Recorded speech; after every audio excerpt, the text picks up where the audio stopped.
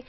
Today is the deadline for petition signatures needed to get measures to legalize casinos in Arkansas on the November ballot. It is one of several ballot titles being pushed for the upcoming election.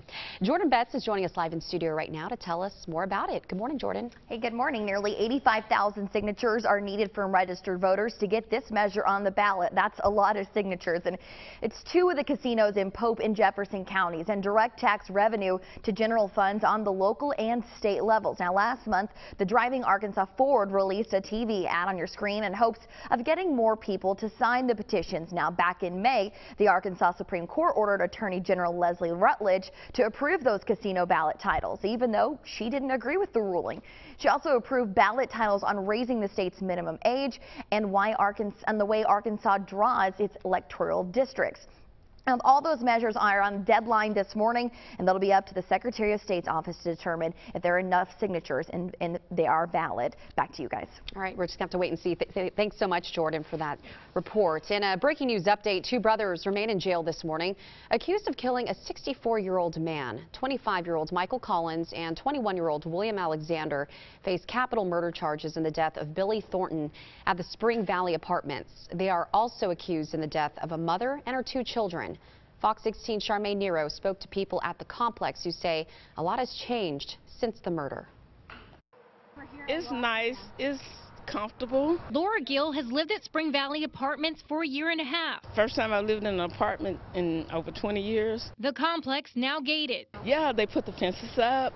They put the gates up. You know, you got to have a key code to get in. Was the scene where a man was shot and killed last year. Two men now face charges in that murder. Little Rock police say two brothers, 25-year-old Michael Collins and 21-year-old William Alexander, face additional charges of capital murder in the homicide of 64-year-old Billy Thornton. Thornton was found dead inside these apartments near Interstate 30 last year. I didn't know him. I never met him, but I heard he was a great guy. Both brothers have been in jail since March for the murder of a Little Rock mother and her two young children inside the Rosewood Apartments back in December. While Gill says this gate makes her feel safe. It was a great thing. Thank God for that. She's hoping the city continues making arrests and crimes gone cold. I thank God for that.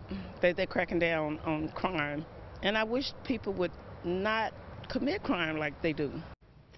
And that was Charmaine Nero reporting. Both Collins and Alexander are being held without bond. A Hot Springs family begins to clean up this morning after their houses caught on fire after being struck by lightning. Thursday, firefighters worked all afternoon to put out a house fire. The fire started at a home on Winding Ridge Street after a thunderstorm rolled through Hot Springs. One neighbor saw the fire start and called 911.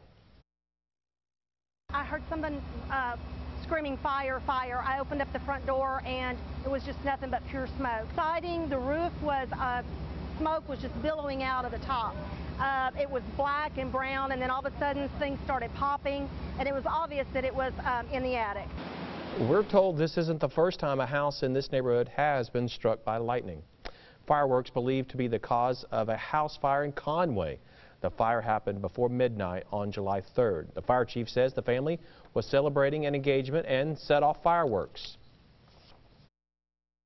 They tossed the spent fireworks into the garage in a plastic bag, and that was the area that the fire started. Safety first. We thought we were being safe. The house is a total loss. The family is getting a lot of help from their church family. If you live in Little Rock, there's a good chance you heard fireworks in your neighborhood on the 4th. The police department received 20 calls for illegal fireworks. They only know of 4 citations written for possession of fireworks.